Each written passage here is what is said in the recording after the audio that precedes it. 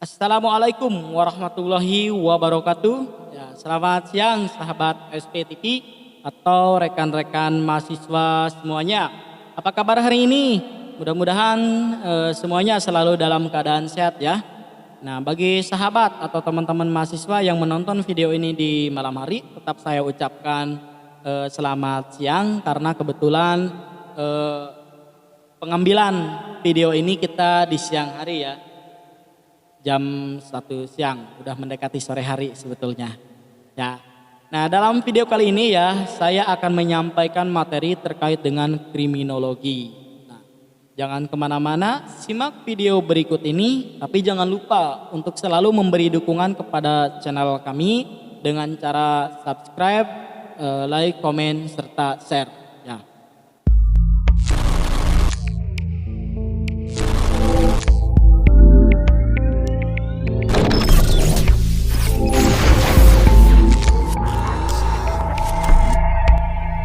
Oke, kita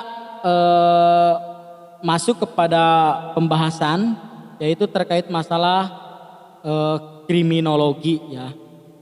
Nah, kriminologi ini apa sih? Nah, kriminologi ini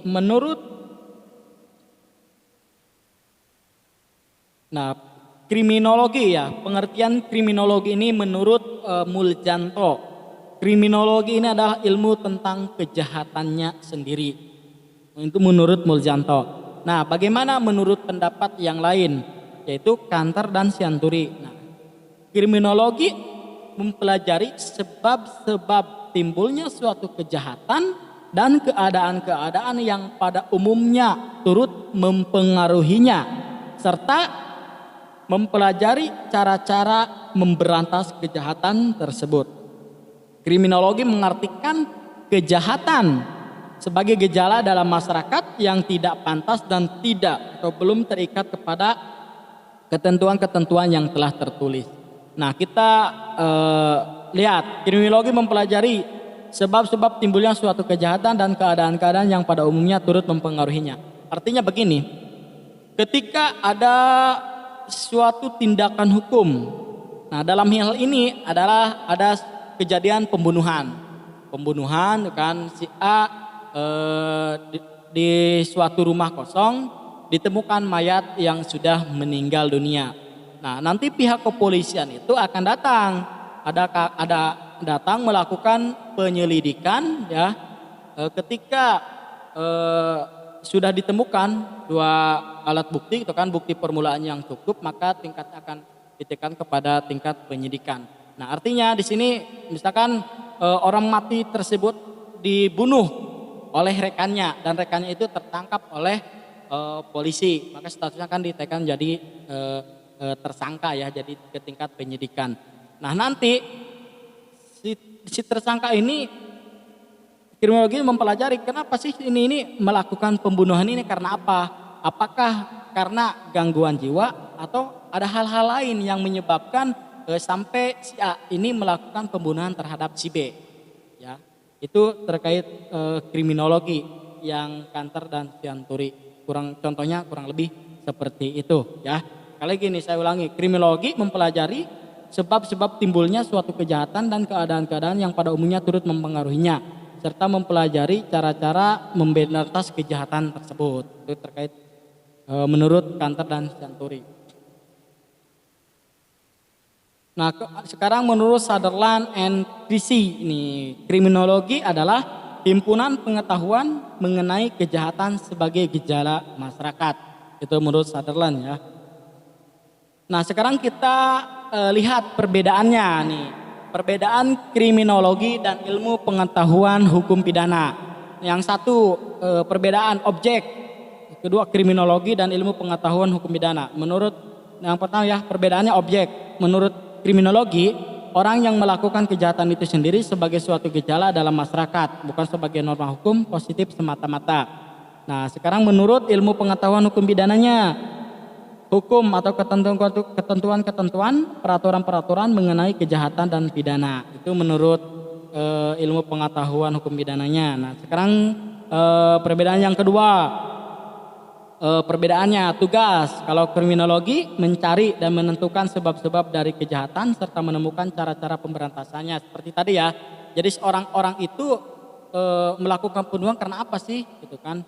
Nah, dengan cara bagaimana gitu. Nah, nanti ini mencari dan menemukan sebab-sebab dari kejahatan serta menemukan cara-cara pemberantasannya. Nah, kemudian bagaimana menurut IPHP-nya? Menjelaskan interpretasi hukum pidana, mengkaji norma hukum pidana, konstruksi dan penerapan ketentuan yang berlaku terhadap suatu tindak pidana yang terjadi.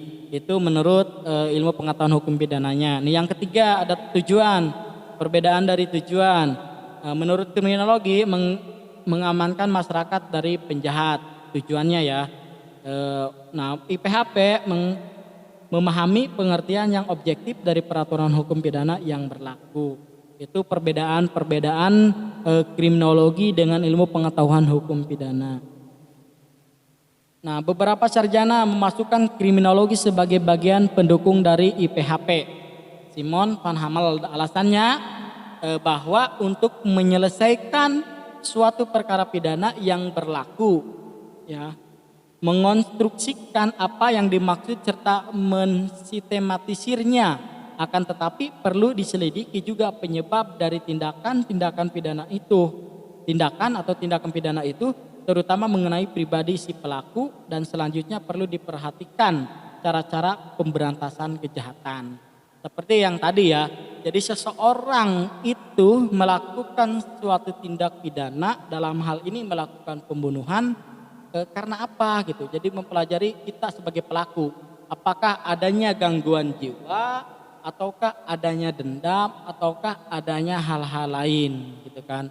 Jadi ada bedanya kriminologi dan viktimologi ya. Kalau viktimologi kalau Anda mahasiswa hukum pasti menemukan mata kuliah ada ketemu sama mata kuliah itu ya. Jadi ada kriminologi, ada viktimologi. Kalau viktimologi itu mempelajari kan korbannya.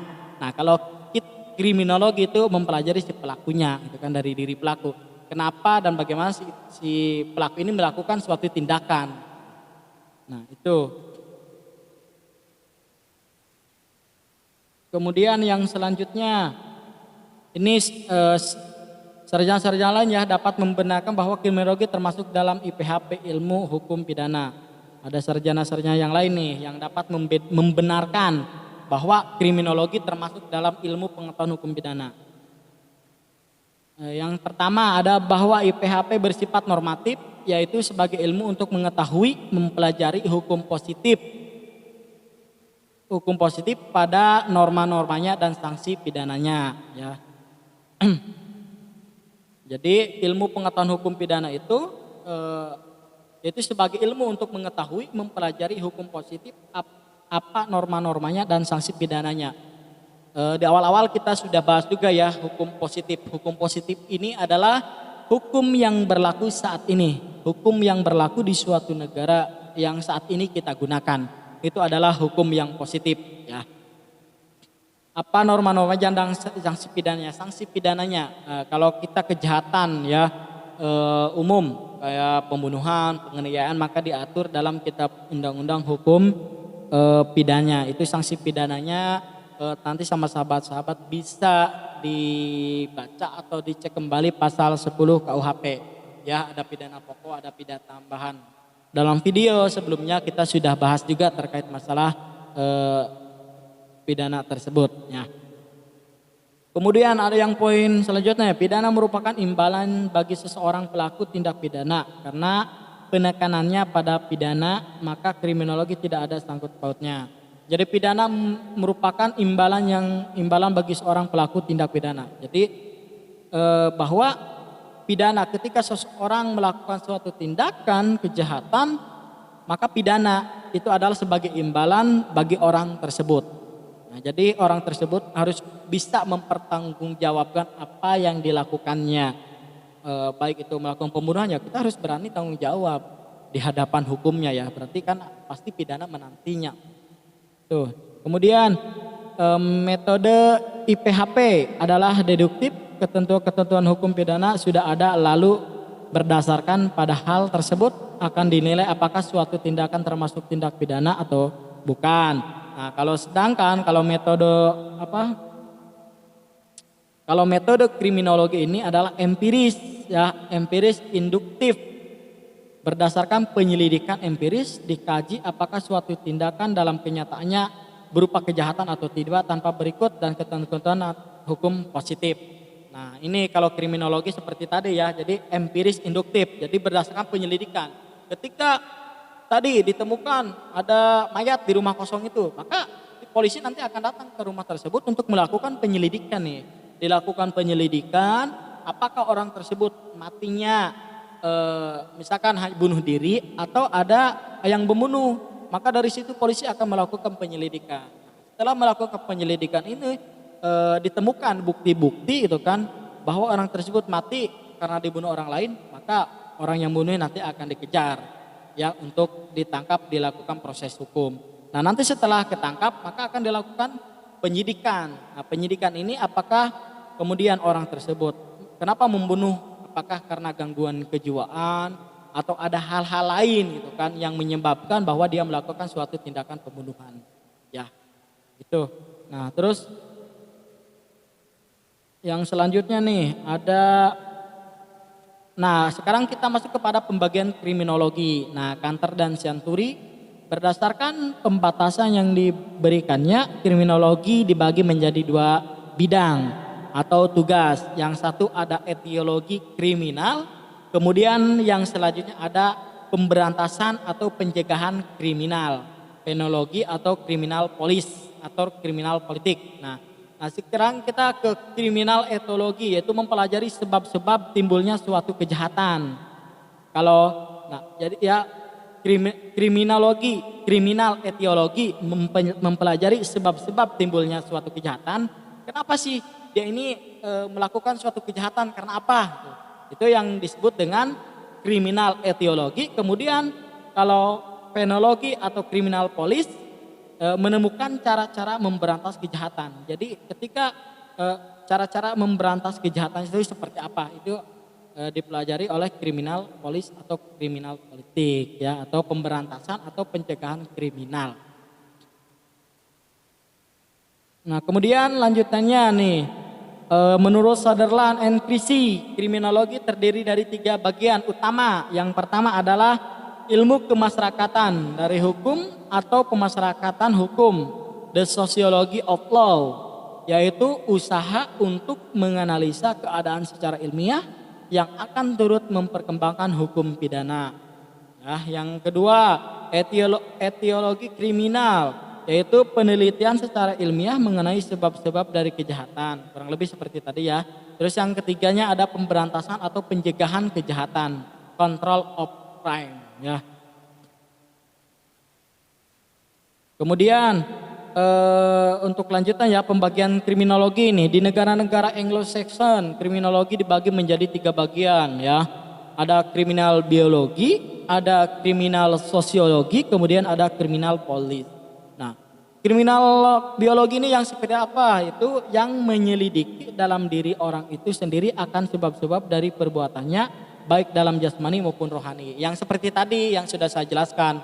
Kenapa orang ini melakukan suatu tindakan pembunuhan? Apakah ada gangguan jiwa atau ada dendam atau ada apa gitu kan? Maka kalau lihat dari ini kita yang mengenal kriminologi biologi gitu kan. Kemudian ada kriminal sosiologi, yaitu yang mencoba mencari sebab-sebab itu dalam lingkungan masyarakat di mana penjahat itu berada ya, kurang itu. Kemudian ada kriminal polis, yaitu tindakan-tindakan apa yang sekiranya harus dijalankan supaya orang lain tidak berbuat demikian pula. Nah, itu di pembagian kriminologi di negara Anglo-Saxon ya, ada 3 bagian. Nah, demikian materi kriminologi. Bagi sahabat atau teman-teman mahasiswa ada yang ditanyakan boleh tulis di kolom komentar atau japri atau tulis di grup juga boleh. Bagi sahabat-sahabat boleh tulis di kolom komentar ya, pertanyaan-pertanyaan atau ada saran, pertanyaan di luar pada materi ini juga boleh kita ini ya, boleh untuk ditanyakan. Insya Allah dalam video berikutnya kami akan jawab pertanyaan-pertanyaan dari sahabat atau teman-teman mahasiswa ya. Demikian materi tentang kriminologi. Kurang dan lebihnya mohon maaf. Wabillahi taufiq wal hidayah. Assalamualaikum warahmatullahi wabarakatuh.